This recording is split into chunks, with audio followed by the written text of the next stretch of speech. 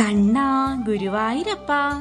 ഗുരുവായൂരപ്പന്റെ ആ ശ്രീകോവിൽ നട തുറക്കുമ്പോൾ കൺമുന്നിൽ തെളിയുന്നത് സാക്ഷാൽ വൈകുണ്ഠം തന്നെയാണ് കേട്ടോ.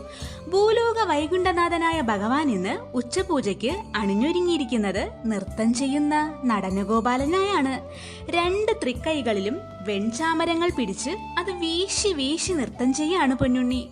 ഭക്തഹൃദയങ്ങളെ കുളിരണിയിക്കുവാനാണോ അതോ ഗോപികമാരുടെ കൂടെയുള്ള രാസലീലയാണോ എന്ന് തോന്നിപ്പോകും ആ ചാമരം വീശൽ കണ്ടാൽ.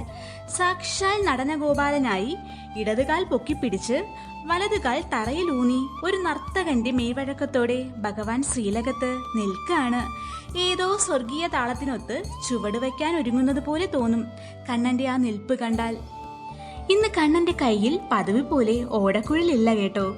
അത് പീതാംബരത്തിനടിയിൽ അരയിൽ തിരികെ വെച്ചിരിക്കുകയാണ് കണ്ണൻ.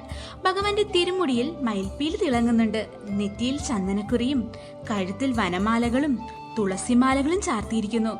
കുസൃതി നിറഞ്ഞ ചിരിയോടെ നൃത്തം ചെയ്യുന്ന പൊന്നുണ്ണിയെ കാണുന്ന എല്ലാ ഭക്തരുടെയും സകല ദുഃഖങ്ങളും ആ ചാമരക്കാറ്റിൽ പറന്നു പോകും.